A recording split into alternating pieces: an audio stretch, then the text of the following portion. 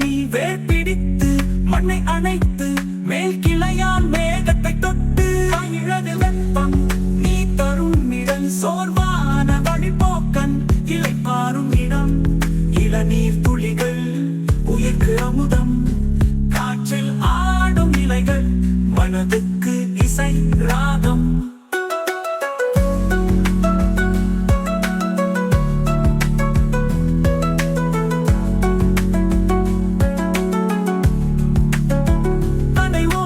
கல்விக்கும் கலைக்கும் தாய் பண்டை எழுத்தை காத்திடும் நிழல் நாய் பனை சர்க்கரை சுவையின் அரசன் உடலுக்கு பலம்